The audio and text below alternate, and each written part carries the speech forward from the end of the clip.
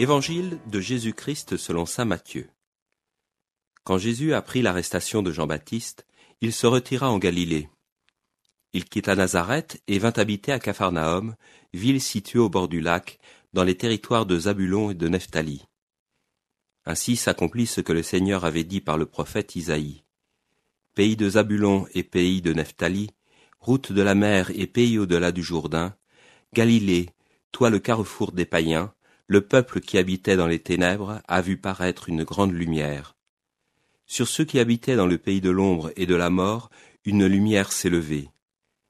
À partir de ce moment, Jésus se mit à proclamer « Convertissez-vous, car le royaume des cieux est tout proche. » Jésus, parcourant toute la Galilée, enseignait dans leurs synagogues, proclamait la bonne nouvelle du royaume, guérissait toute maladie et toute infirmité dans le peuple.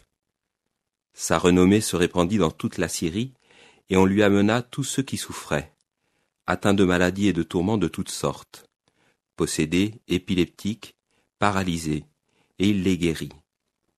De grandes foules le suivirent, venus de la Galilée, de la Décapole, de Jérusalem, de la Judée et de la Transjordanie. Convertissez-vous. Jésus reprend le message de Jean-Baptiste, son précurseur. Il serait faux de croire, comme il m'est malheureusement arrivé de l'entendre, que l'ère du Christ n'est plus celle de la conversion, que cette époque est révolue. Nous serions dans l'ère du pur amour initié par Jésus.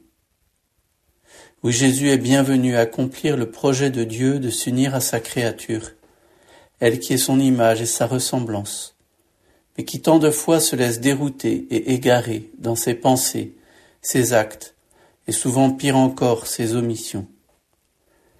Mais Dieu laisse le soin à ses créatures de travailler elles-mêmes à leur conversion, c'est-à-dire de poser des actes concrets dans la confiance que Dieu viendra à leur secours, même lorsque cela leur paraît hors de portée. Peut-être avons-nous oublié cette importance de la conversion dans nos vies. Jésus, comme nous le rappelle l'Évangile, commence par demander cette conversion dès le début de sa vie apostolique. C'est quelque chose que nous ne devons vraiment pas oublier. Les premiers moines du désert, qui insistaient sur l'ascèse chrétienne, l'avaient bien compris. L'ascèse, c'est un mot qui signifie littéralement l'entraînement. Nous avons besoin d'entraînement pour parvenir à une vie qui soit réellement chrétienne et pour permettre à cette vie chrétienne d'être réaliste et équilibrée. Comme le disait Tertullien, on ne naît pas chrétien, on le devient. Oui, il s'agit pour une part d'un travail sur soi soutenu par la grâce de Dieu, mais qui est un vrai travail et qui prend du temps. Il est sans doute bon de nous le rappeler, surtout quand nous vivons dans une culture où tout va très vite, où tout semble possible à très brève échéance. Si certains moyens d'ascèse utilisés par les moines du désert des premiers siècles ne sont plus adaptés à notre époque, certains peuvent cependant nous être très utiles. Pensons à l'entraînement à la garde de la langue. Cette force acquise par l'ascèse peut nous aider à chercher à écouter Dieu et nos frères.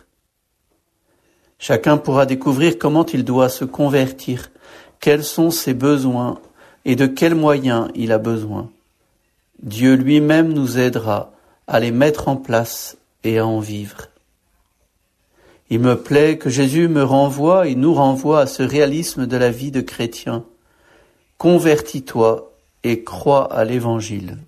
L'Évangile du jour était commenté par le père Olivier Dejoie, curé des paroisses Saint-Nicolas de l'Estuaire